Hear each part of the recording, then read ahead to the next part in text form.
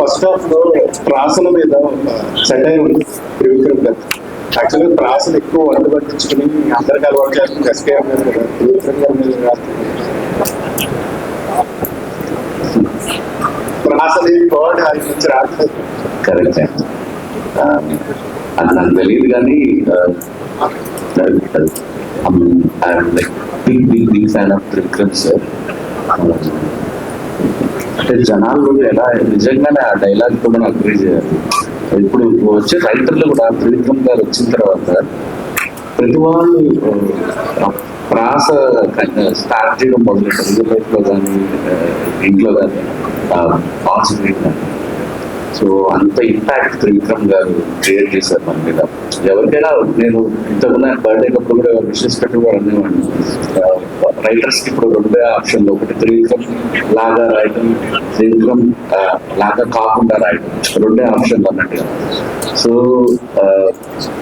అంటే అంత sad mood లో కూడా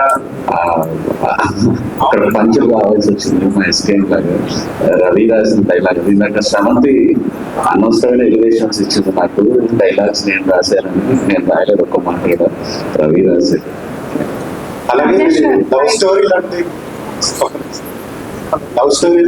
అంటే మీరు బ్యాక్ టు బ్యాక్ తీస్తే అన్ని ఎక్కువ ట్రాజిక్ లవ్ స్టోరీలో కలర్ ఫోటో బేబీ చదివి లవ్ స్టోరీ, ఒక హ్యాపీ ఎండింగ్ లవ్ స్టోరీ మీ నుంచి వచ్చే ఛాన్స్ ఉంటుందా? ఇలాగే మన ఆడియన్స్ కూడా తమిళ ఆడియన్స్ లో ప్రిపేర్ చేద్దాం అనుకుంటున్నారు. నేను ఆలోచిస్తాను, సిన్సియర్ గా ఆలోచిస్తాను. మీ సజెషన్ తీసుకొని జెన్యున్ గా మంచి హ్యాపీ లవ్ స్టోరీ రాయడానికి ట్రై చేస్తాను. యాక్చువల్ అంటే ఒక రైటర్ కథని అండ్ మనసు వచ్చి జనాలకు నచ్చాలని రాస్తారు. బట్ మనం అంటే మనం అనుకునే అందరికీ నచ్చాలి అంటే అన్ని పాయింట్లు కనెక్ట్ అవ్వాలని ప్రతిసారి ఉంటుంది కదా. మీరు ఎందుకు ప్రతిసారి ఎమోషనల్ అంటే మీరు మనం చూసి వచ్చారు కదా, ఉదయ గురించి చూస్తే అంటే పొద్దున బాలీవుడ్ వెళ్తున్నారు. ఎందుకని మీరు అంటే ఇదైపోతున్నారు? నా సినిమాలాగా నా క్యారెక్టర్ కూడా అట్లా కాంప్లెక్స్ ఉంది. నాకు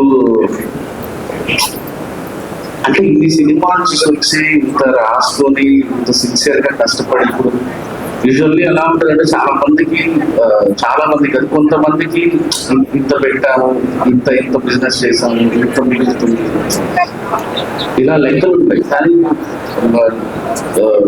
there are few people, కొంతమంది నేను వచ్చిన డబ్బులు డైరెక్టర్ నమ్మి రవి ఈ రోజు నమ్మి ఆ బడ్జెట్ మాకు వైబుల్ కాకపోయినా మేము ఆ డెసిషన్ తీసుకున్నాం కాన్షియస్. దాని మీద ఎందుకు రవి విజన్ ఒక బడ్జెట్ రిక్వైర్మెంట్ ఉంది. హీరో గారు మాకు ఇచ్చిన ఆపర్చునిటీ మేము మిస్యూజ్ చేసుకోకూడదు. సో ఇవన్నీ అంటే నిజంగా చెప్పాలంటే మా హీరో గారికి ముందు 2 సినిమాలు హిట్ లేకపోయినా నాకు బేబీ లేకపోయినా ఈరోజు మేము చాలా పెద్ద రిస్క్లో ఉన్నట్టు, చాలా పెద్ద రిస్క్లో ఉన్నట్టు. లక్కీలీ మాకు ఉన్నాయి. సో అసలు ఎలా ఒక్కోసారి ఎలా ఉంటుందంటే సార్, అన్ని అయిపోయినట్టే ఉంటుంది. రిలీజ్ ముందు అన్ని బిజినెస్ జరిగేసినట్టే ఉంటాయి, అన్ని క్లోజ్ అయిపోయినట్టే ఉంటాయి. కానీ ఒక వారం ముందు వరకు కూడా వారం ముందు వరకు కూడా ఎట్లా ఉంటుందంటే అయిపోయినారా ఈసారి అనిపిస్తుంది.